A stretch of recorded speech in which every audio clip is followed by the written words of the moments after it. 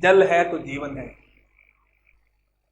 राजस्थान में पानी की कदर बहुत है, जितना हो सके पानी को ढंग से यूज करना चाहिए, क्योंकि आने वाले टाइम में साफ पानी, प्योर पानी की बड़ी किल्लत आने वाली है।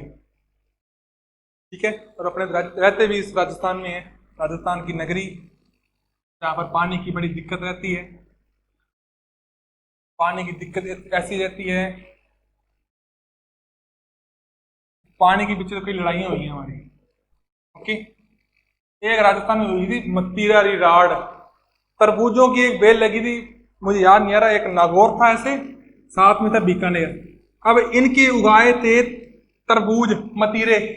अब तरबूज की एक बेल निकल के चलेगी पड़ोसी के खेत में। अब ये पड़ोसी कहता ये मतीरो तो मेरो है, ये कहता इया किया उगाए तो अठू है, तो दोनों लड़ पड़े। इसे बोलते हैं मतीरा रिराड़, बड़ी फेमस है, कभी आप राजस्थान की हिस्ट्री पढ़ोगे तो देखना। चलिए अपने वापस आते हैं। आर्टिकल 17, आर्टिकल 17 क्या बताता है? आर्टिकल 17 बड़ा जरूरी है, ये बताता है अबोलिशमेंट ऑफ अनटचेबिलिटी। आर्टिकल 17 अबोलिश करता है, ये एग्जाम में कई बार आया है, ये बड़े बड़े एग्जाम में आया हुआ है कंपटीशन वाले। अबोलिशमेंट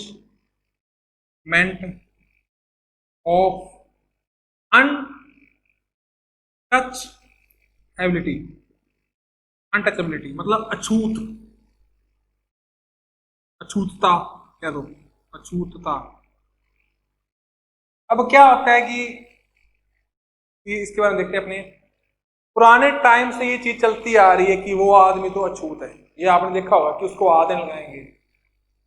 ये अपनी सोसाइटी में आपने देखा होगा कि घर के अंदर, घर के पास कोई भिखारी आया है या कोई ऐसा बंदा आया है, उसको देख रहे ना हाथ नहीं लगने देंगे, ये तो अछूत है, इसने हमें छू लिया तो अपवित्र हो जाएंगे।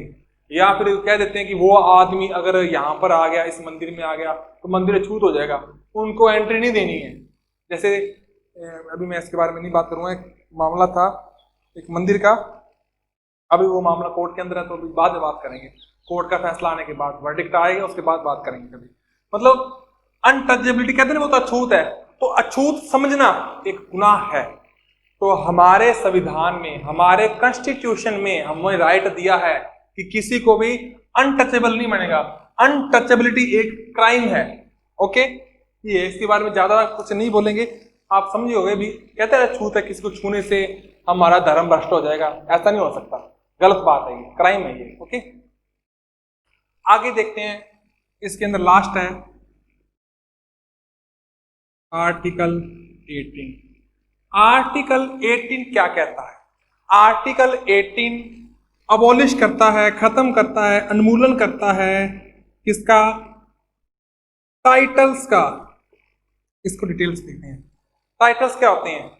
तो हमारा देश आजाद हो गया, उसके बाद ना ये चीज आई है भी, एक तो कोई भी आदमी टाइटल्स नहीं लगा सकता ऑफिशियली, जैसे महाराज, सम्राट, महाराज, अधिपति, ठीक है, ऐसे टाइटल्स, या नाइट, लॉर्ड, ये जो टाइटल्स है अपने नाम क्या वो नहीं लगा सकता, महाराजा वगैरह, समझ गए ना। और इसके अलावा और क्या है, मान लो कोई और देश हमारे किसी आदमी को टाइटल दे रहे हैं, कुछ दे रहा है, तो हमारे गवर्नमेंट की परमिशन के बिना वो नहीं ले सकता। जो टाइटल्स लगा सकता है, ये नहीं बिल्कुल नहीं लगा सकता, सिर्फ गवर्नमेंट की परमिशन से। अगर कोई गवर्नमेंट टाइटल दे रही तो लगा सकता है। जैसे एक टाइटल होता है भारत रत्न, भारत रत्न, ये अवार्ड जिसको देती है तो उसके नाम पे लग जाता है कि भारत रत्न।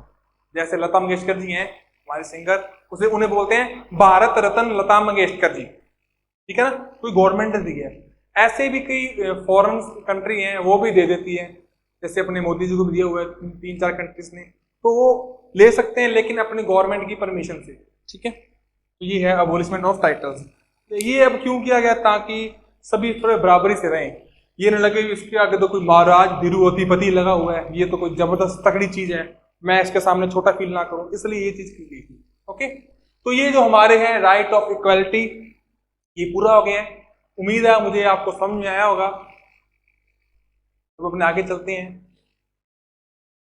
देखिए ये 2 लेक्चर्स मैं इकट्ठे रिकॉर्ड कर रहा हूं, बीच में काट देंगे इसके लिए, तो आप उस हिसाब से इसको 2 लेक्चर्स में बांट देंगे, उस हिसाब से आप सेट कर लेना, क्योंकि माइक में वो टेक्निकल फॉल्ट आ गया था तो मैं इसको थोड़ा सा मर्ज कर रहा हूँ। ओके, नेक्स्ट राइट है अपना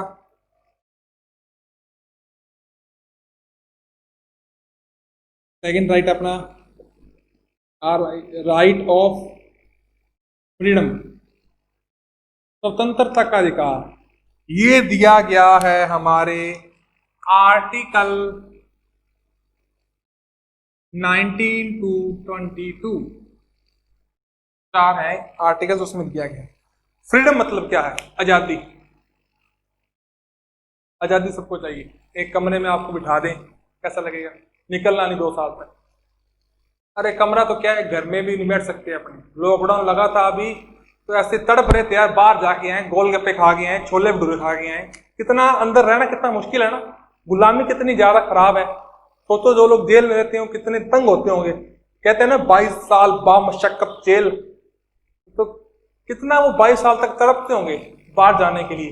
अपने बाहर घूम सकते हैं, कभी घूमने चले गए, कभी आगरा चले गए, कभी दिल्ली चले गए, कभी जयपुर चले गए घूमने, कितना मजा है, बाहर घूम सकते हैं। आजादी क्या है? किसी को दिया जाने वाला सबसे बड़ा उपहार आजादी है। किसी को दिया जाने वाला सबसे बड़ा सम्मान आजादी है। समझिए ना, अपने अगर किसी की आजादी का सम्मान नहीं कर सकते तो अपने उसका सम्मान नहीं कर सकते हैं। Freedom of speech, freedom of expression, बहुत सारी फ्रीडम्स हैं। तो किस किस टाइप की फ्रीडम की अपने को आजादी मिली है और क्या उसकी लिमिटेशंस हैं वो अपने देखेंगे। तो सबसे पहले क्या है फ्रीडम ऑफ स्पीच, जो आर्टिकल 19 क्या कहता है? आर्टिकल 19 कहता है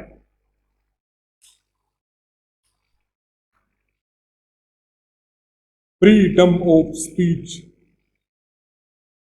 स्पीच का मतलब भाषण नहीं है यहाँ पर, स्पीच मतलब बोलना। भाषण की वैसे तो मतलब सिर्फ भाषण नहीं है। अपने क्या अपनी भावनाओं को एक्सप्रेस कर सकते हैं, पब्लिकली बोल सकते हैं, अपने क्या कर सकते हैं, अपने ग्रुप्स बना सकते हैं, लोगों को इकट्ठा कर सकते हैं, ठीक है, सभा कर सकते हैं। ये है फ्रीडम ऑफ स्पीच। पहले क्या था, हम ऐसे ओपनली नहीं बोल सकते थे, सभी के सामने अपनी भावनाएं रख सकते थे। लेकिन आज के टाइम में हमें फ्रीडम ऑफ स्पीच मिली हुई है। हम अपने अंदर जो भावनाएं हैं, कुछ बोलना चाहते हैं, वो बोल सकते हैं। आवाज आ रही है? हेलो, वो चल रहे हैं, पता लग जाता है। ऐसे बोलते रहे तो कार वहां निकल जाए, अच्छा नहीं लगेगा। तो फ्रीडम ऑफ स्पीच क्या, हम अपने जो हमारे मन के अंदर है वो चीजें बोल सकते हैं। अपने को सरकार की, गवर्नमेंट की कोई पॉलिसी पसंद नहीं आई है तो अपने बोल सकते हैं खुल के भी हमें ये पसंद नहीं है। पहले ऐसा नहीं था। पहले राजा ने कह दिया ना कि यहाँ पर बनेगा, किसी ने बोल दिया हम नहीं बोल सकते हैं, फिर राजा कहता इसको सूली पे चढ़ा दो। मतलब बोलने की कोई आजादी नहीं थी। लेकिन अब हम बोल सकते हैं, हमारे पास फ्रीडम ऑफ स्पीच है। हम जो चाहे कपड़े पहन सकते हैं, हम जहां चाहे आ जा सकते हैं, पूरी कंट्री में फ्रीली घूम सकते हैं। चाहे आगरा जाओ, ताजमहल देखो, बढ़िया मुमताज की याद में बनाया था शाहजहां ने। चाहे बिहार जाओ, चाहे कश्मीर में जाकर खूबसूरत वादियां देखो, कहीं भी घूमो, फ्रीडम है हमारे पास। स्पीच की फ्रीडम है।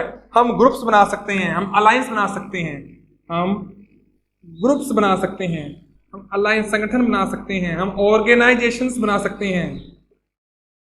बनती है ना, जैसे एनजीओ बने हुए हैं, हम किसी की भलाई के लिए बनाते रहते हैं भी। हमारी ये भारत विकास परिषद, कोई भी राम मंदिर संघर्ष समिति, ऐसे मतलब ऐसे समितियां बन जाती हैं। अपने कमेटी बना लो, कुछ भी लोगों का ग्रुप्स बना लो, बनाकर हम किसी को भी क्रिटिसाइज कर सकते हैं, तरीके से कर सकते हैं, कोई दिक्कत नहीं है।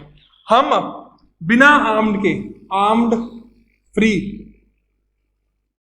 सभाएं भी कर सकते हैं। जैसे मोदी जी है, उन्होंने चुनाव लड़ना है तो सभा कर लेंगे, वहां पर बंदे आएंगे 1 लाख, खचा खच भरा है स्टेडियम, कर सकते हैं।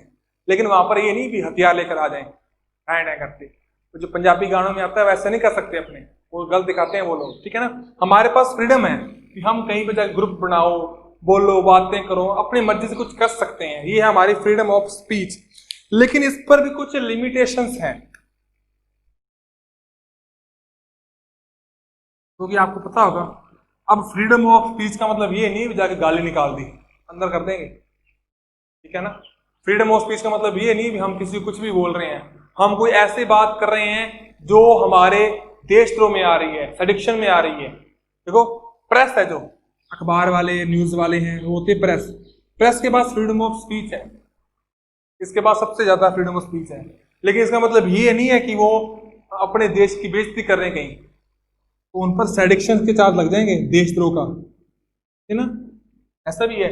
ये भी नहीं है कि हमारे देश की कोई खुफिया फाइल्स हैं वो निकाल लाए, सभी को बताएंगे, सभी को बताएंगे भी हमारे जो मिलिट्री ने है वो हथियार कहाँ छिपा के रखे हैं, सभी को बताएंगे। फ्रीडम ऑफ स्पीच है, मेरे पास तो राइट है बताने का, ऐसा नहीं कर सकते अपने।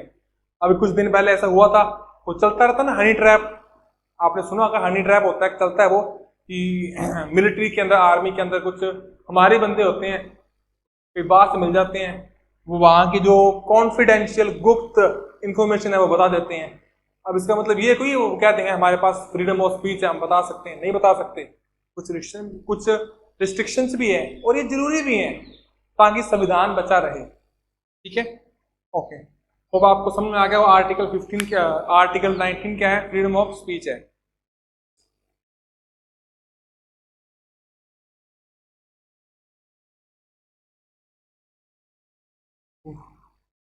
बड़ा ही अच्छा संविधान है हमारा। आगे देखते हैं article 20। A person who is beyond of fear, जो डर से आगे है वही सारे काम कर सकता है, जिसको डर है वो काम नहीं कर सकता। तो डर को निकालो और समझो, इतना मुश्किल नहीं है ये कुछ भी। तो आर्टिकल 20 थोड़ा सा बड़ा है, ये क्या है समझ गए अपने। देखो पहले क्या था, ब्रिटिश रूल में पुलिस बड़ी हावी थी हमारे पे, जब चाहे गिरफ्तार कर लिया, अरेस्ट कर लिया, कितने दिन तक अरेस्ट है कोई हिसाब नहीं है उसका, कुछ भी कर रहे हैं वो पुलिस ले गई पकड़कर, कई कई महीने अंदर बैठी हैं, ऐसा नहीं है। तो आर्टिकल 20 क्या कहता है कि protection in respect of convention, देखो क्या कहता है आर्टिकल 20,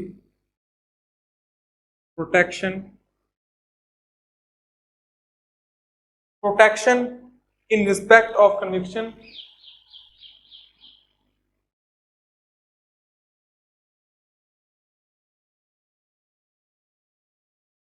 यानी कि जो जुर्म है या फिर जो आरोप लगे हैं फॉर ऑफेंस, अपराध के लिए, फॉर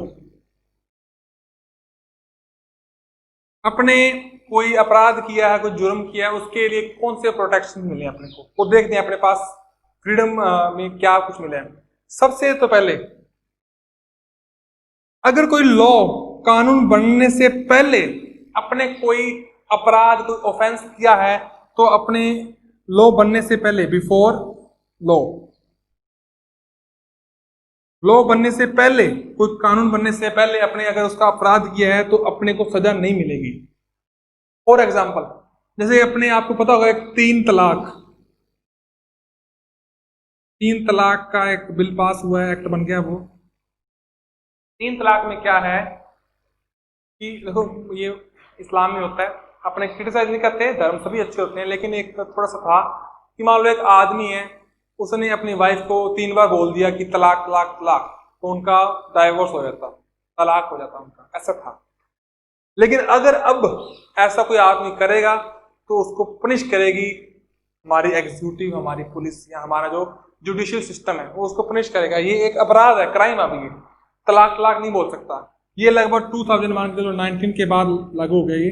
अगर 2019 जब वो आया एग्जिस्टेंस में, जब ये कानून बन गया है, अब अगर कोई ऐसा करेगा तो सजा मिल जाएगी। लेकिन मान लो कोर्ट में कोई केस है कि बंदे ने 2015 में अपनी वाइफ को ऐसे तलाक दिया था, इसको सजा दो, तो सजा नहीं होगी। कानून बनने से पहले अगर कोई अपराध किया है, कोई क्राइम किया, कोई ऑफेंस किया है, तो उसकी सजा नहीं मिलेगी। समझिए आप आर्टिकल ये क्या कहता है 20 का फर्स्ट क्लोज। इसी में आगे और है दूसरी बात, पहली बात देख लिया, दूसरी बात हो गया। दूसरी बात कहती है कि एक ही क्राइम के लिए एक से ज्यादा बार हमको पनिश नहीं कर सकते। मान लो अपने किसी को पीट दिया, तो उस पीटने की सजा है 1 साल की इम्प्रिजन, 1 साल की जेल है। मान लो अपने को जेल हो गई, अपने 1 साल काट के आ गए, फिर कह दिया कोई एक और कोर्ट ने देख लिया अभी इसने कोई काम किया था। मान लो अपने, मैं रहता हूं मान लो बिहार रहता हूं मान लो मैं, ठीक है, मैं गया यूपी जाकर एक बंदे को पीट दिया, तो यूपी वाली पुलिस ने मुझे पकड़ लिया, कोर्ट में लेगी, उसने कहा ये पंगा किया है, मैंने मान लिया, हाँ ठीक है, तो कोर्ट ने जेल भेज दिया, सजा काट कर वापिस आए, गांव गए अपने बिहार में, किसी कहा हाँ भी पीट के आया क्या, चल कोर्ट ने कहा हाँ पीटा है, चल जेल में 2 बार गेड़ा काट लिया। ये गलत है, एक क्राइम के लिए एक ही बार सजा मिलेगी, ठीक है ना, ये नहीं भी 2 जज ने देख लिया 2 बार मिल जाएगी, ठीक है। तीसरा क्या है, तीसरा बड़ा इंपॉर्टेंट है आर्टिकल 23, इसको थोड़ा मैं कहता हूं हाईलाइट, 20 का क्लोज 3, ये बड़ा मजेदार है। हम हमारे खुद के अगेंस्ट विटनेस नहीं बन सकते। अगर हमने कोई अपराध किया है, कोई ऑफेंस, कोई क्राइम किया है, तो उसके विटनेस हम खुद नहीं हो सकते, यानी कि पुलिस हमसे उगलवा नहीं सकती कि हाँ मैंने मारा है। जैसे केस हुआ था कि रेयान स्कूल के अंदर, आपने सुना होगा कि रेयान स्कूल में एक शायद 6th क्लास के बच्चे को वहीं के 12th क्लास के बच्चे ने मार दिया था, ठीक है। तो ये तो बाद में पता लगा कि 12th क्लास के बच्चे ने मारा है। उससे पहले क्या हुआ, उस स्कूल के एक ड्राइवर थे, उस ड्राइवर को पुलिस ने शक के आधार पर पकड़ लिया और उसको कूटा, मारा, टॉर्चर किया और उसको उससे उगलवा लिया भी हाँ मैंने मारा है। तो कोई भी आदमी, ये तो अलग बात होगी, मान लो उसने सच में भी मारा होता तो वो अपने खिलाफ विटनेस नहीं बन सकता अगर वो विलिंग नहीं है, अगर वो खुद स्वीकार नहीं करता तो उससे जबरदस्ती स्वीकार नहीं करवा सकते भी तूने क्राइम किया है। ये बोलते हैं कि आदमी विटनेस नहीं बन सकता अपने ही खिलाफ, ओके। इसे एक और भी बोलते हैं, हिंदी में बोलते हैं, ऐसे बोलते हैं राइट ऑफ साइलेंस, चुप रहने का अधिकार है। नहीं बोला ना मैंने कुछ नहीं किया तो अपने से बुलवा नहीं सकते हो, ओके, ये अपने पास राइट है। होप आपको समझ आ गया होगा। चलिए आगे चलते हैं। अरे भाई साहब मेरा रुमाल नीचे गिर गया। आर्टिकल 20 ये पूरा हो गया, अब अपने करते हैं आर्टिकल 21। होश वालों को खबर क्या, क्या चीज है। आगे बढ़ते हैं। गाते गुनगुनाते रहना चाहिए, लाइफ में मजे से पढ़ेंगे तो अच्छा याद रहेगा, तंग होते रहेंगे यार पेपर पास करने, पेपर पास करने के लिए पढ़ेंगे तो कोई मजा नहीं आएगा। ज्ञान लो, नॉलेज लो, मजे से पढ़ो, गीत संगीत सुनते रहा करो, ईयरफोन लगा के कभी कभी लेक्चर लगा लिया, 1 2 बढ़िया से गाने सुन लिए, ठीक है ना, अच्छा रहेगा, मूड भी, पढ़ने का मन भी करेगा, ठीक है। तो आर्टिकल 21 कहता है protection of life and personal liberty.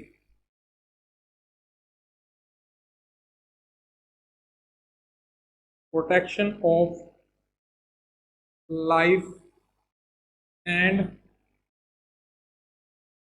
Personal liberty. अब ये क्या है, इसमें 2 चीजें हैं, एक तो हमारे पास लाइफ की प्रोटेक्शन की पावर है, एक लिबर्टी है, दोनों है। लिबर्टी मतलब हम मन चाह काम कर सकते हैं, कोई मर्जी काम चालू कर लें, चाहे कारपेंटर बन जाएं, चाहे अपने मोची बन जाएं, चाहे पुलिस में भर्ती हो वहां भर्ती हो जाएं, चाहे टीचर बन जाएं, चाहे बिजनेसमैन बन जाएं, अपने मन चाह काम कर सकते हैं, लेकिन हद में रहकर। ये नहीं भी पोस्ट बेचने लग गए, पकड़ लेगी पुलिस। अपने मन चाह काम जो लीगल है वो कर सकते हैं, ये तो है लिबर्टी। आगे प्रोटेक्शन ऑफ लाइफ, हमें एक अच्छा स्टैंडर्ड लाइफ जीने का अधिकार है, एक अच्छी लाइफ का अधिकार है, प्रोटेक्शन का लाइफ का अधिकार है। हमें ऐसे ही कोई मार नहीं सकता बिना हमारे क्राइम के, ठीक है ना। अब इसके अंदर और क्या है, अच्छी लाइफ में क्या आता है, हमारे पास राइट है कि हमारे घर पर जो पानी आता है वो प्योर आए, प्योर वाटर आए, प्योर वाटर कह लो या फिर पोल्यूशन फ्री वाटर आए। अगर वाटर वर्क्स जो पानी सप्लाई कर रही है वो प्योर नहीं है, पोल्यूटेड है, तो ये हमारे एक फंडामेंटल राइट का वॉयलेशन हो रहा है, हम इसके लिए कोर्ट में जा सकते हैं। दूसरी बात, आपने देखा होगा कि सड़कों पर आवारा पशु घूम रहे हैं, घूमते हर शहर की दिक्कत आई है। अब पशु आया एक, उसने किसी को टक्कर मार दी, जिस आदमी को टक्कर मारी वो नीचे गिर गया, चोट लग गई, कई बार कैजुअलिटी हो जाती है, आदमी लोग मर भी जाते हैं, लाइफ गई ना, तो एक लाइफ मर रही है। अब सरकार की रिस्पॉन्सिबिलिटी है, यहाँ जो लोकल गवर्नमेंट है, जैसे ग्राम पंचायत है, नगर पालिका है, इनकी ड्यूटी है ये कि उनको हटाए। क्यों? क्योंकि उनके मारने से एक आदमी की लाइफ जा रही है, आदमी की लाइफ खत्म हो रही है। तो जो आवारा गौधे पशु घूम रहे हैं, जानवर घूम रहे हैं, तो ये हमारे लाइफ ऑफ प्रोटेक्शन का वॉयलेशन है, क्लियर कट वॉयलेशन है। और इसके बारे में बॉम्बे हाई कोर्ट ने कहा भी है कि गौशाला, नंदीशाला बढ़ाओ और उनको वहां पर रखो। लोगों को मार रहे हैं तो उनकी लाइफ का वॉयलेशन हो रहा है। इसके अलावा मान लो शाम का समय है, हमने सोना है शाम को, तो शाम को 8 बजे या 9 बजे के बाद कोई ऊंची ऊंची लाउड स्पीकर चला रहा है और वो बोले भी मेरे पास तो कोई आदमी है वो लाउड स्पीकर चला रहा है। कब चला रहा है? रात को 9 बजे के बाद अगर वो चला रहा है, ठीक है, और वो बोल दे कि हमें तो खुशी है, साढ़े भरा दा ब्याह है, हमें तो खुशी है, हम तो हमारी खुशी एक्सप्रेस करेंगे, फ्रीडम है, तो इधर इसकी फ्रीडम काम नहीं करेगी। यहां पर जो बंदे उनके पड़ोस में सो रहे हैं उनकी फ्रीडम आ जाएगी भी हमें चैन से सोने का अधिकार नहीं है क्या? लाइफ प्रोटेक्शन ऑफ लाइफ में आता ही है। ढंग से नहीं सोएंगे तो नींद पूरी नहीं होगी, एंग्जाइटी आएगी, स्ट्रेस आएगी, बंदा काम नहीं कर पाएगा, दिमाग चिड़चिड़ा रहेगा। तो ये चीजें प्रोटेक्शन ऑफ लाइफ में आती हैं। यहाँ पर इसके राइट काम करेंगे, इसके राइट काम नहीं करेंगे, समझिए। और देखते हैं जैसे पटाखे हैं, फायर क्रैकर्स। अब दिल्ली में क्या है, ज्यादा पटाखे या शाम को 8 बजे पटाखे नहीं चलाने हैं, या फिर क्या है जो बड़े पटाखे हैं जिसमें बारूद ज्यादा आता है वो बैन कर दिए हैं। क्यों? उससे होता है पोल्यूशन, पोल्यूशन हवा से अपने अंदर आता है और 100 प्रकार की बीमारियां आती हैं। इसलिए जो जहरीले पटाखे हैं, जो लोकल पटाखे बनते हैं, उन पर बैन है, जो पास नहीं है, इसलिए इसका अप्रूवल होता है, ठीक है। तो ये आ गया एक अधिकार। आगे देखते हैं अपने। अब एक अच्छी लाइफ के लिए क्या जरूरी है?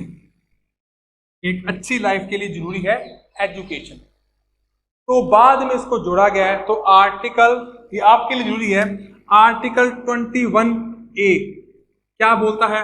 आर्टिकल 21A बोलता है right of education, right of free and compulsory education. ये क्या बोलता है कि हर बच्चा जो 14 ईयर्स तक का है, अब इसको बढ़ा दिया गया है, नई शिक्षा नीति अलग आई है, उसके बारे में अपने फिर चर्चा करेंगे। जो राइट ऑफ एजुकेशन क्या कहता है कि हर बच्चे को पढ़ने का अधिकार है, फ्री। तो सरकारी स्कूल इसलिए जगह जगह खोले गए हैं, जो एलिमेंट्री 8th क्लास तक स्कूल हर जगह है। वो क्यों है? क्योंकि हर बच्चे को पढ़ने का अधिकार है और गवर्नमेंट इसको इंश्योर करेगी। अगर बच्चे के स्कूल टाइम है, बच्चा किसी ढाबे पर पाया गया तो उसके पेरेंट्स को भी सजा होगी और ढाबे वालों को भी होगी, क्योंकि बच्चे का वो, अरे बच्चा छोटा बच्चा है, छोटे बच्चे का विकास होना है, उसने दुनिया में कुछ सीखना है, तो बिना पढ़ाई कैसे सीखेगा वो? तो लाइफ को सरवाइव करने के लिए, सियाना बनने के लिए, चीजों को समझने के लिए एजुकेशन बहुत जरूरी है। तो राइट ऑफ एजुकेशन भी राइट ऑफ फ्रीडम के अंदर आता है, ठीक है। और आप लोग समझ होगे कि एजुकेशन नहीं मिलना भी प्रोटेक्शन ऑफ लाइफ का वॉयलेशन है, जो इनडायरेक्टली या डायरेक्टली कह दो राइट ऑफ फ्रीडम का वॉयलेशन है, ठीक है। तो पेरेंट्स का भी ये काम है कि इंश्योर करें कि उनके बच्चे पढ़ रहे हैं। अगर पेरेंट्स अपने छोटे बच्चों को नहीं पढ़ा रहे हैं तो वो भी क्राइम है, ओके, समझोगे। अब अपने पढ़ते हैं लास्ट राइट, इस क्लोज का, इस राइट ऑफ फ्रीडम का लास्ट अनुच्छेद है, जो अंतिम अनुच्छेद है, जो लास्ट आर्टिकल है, आर्टिकल 22। आर्टिकल 22 क्या कहता है? प्रोटेक्शन ऑफ, ये थोड़ा सा डिटेल में है, आर्टिकल 22 प्रोटेक्शन फ्रॉम डिटेंशन।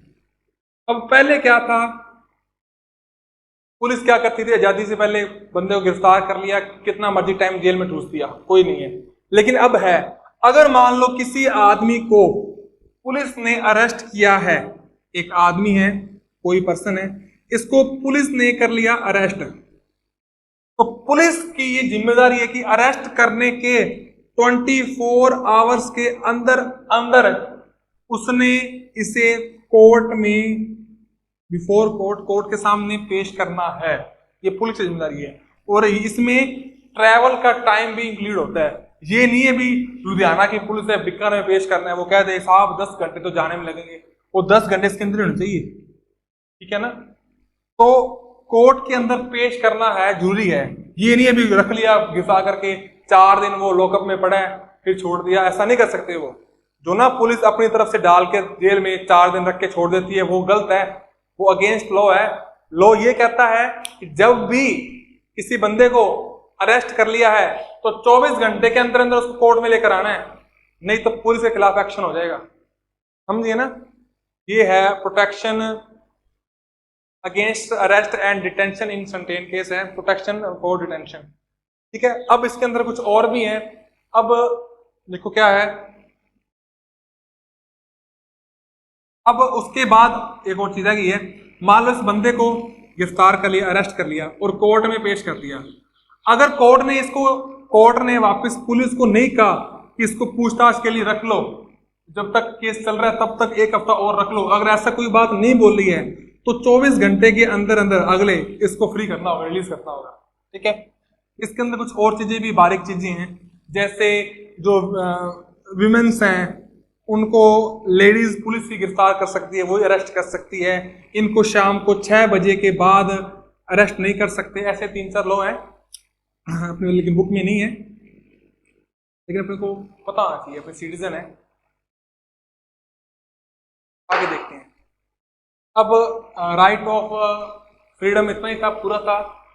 इसके अलावा भी कुछ और होते हैं, कुछ एक्ट हैं, अपने कल पढ़ेंगे। कि मान लो देखो कि टेररिस्ट हैं, वो इन जो राइट्स का गलत फायदा ना उठाएं, कानून के साथ कबड्डी ना खेलें, तो उनसे बचाने के लिए कुछ एक्ट बने, जैसे टाडा बना था और भी बहुत सारे निशा एक्ट बने थे। वो कुछ एक्ट हैं जो बता रहे हैं कि राइट ऑफ फ्रीडम है वो कहाँ तक लिमिटेड है। ओके, तो इसी के साथ मैं आज विदा लेता हूं। नेक्स्ट लेक्चर में अपने मिलेंगे, कुछ एक्ट्स के बारे में चर्चा करेंगे और अगले जो राइट्स हैं उसके बारे में चर्चा करेंगे। तब तक के लिए धन्यवाद और आप खुश रहिए, मजे से रहिए, मेरे लेक्चर देखते रहिए। Thank you.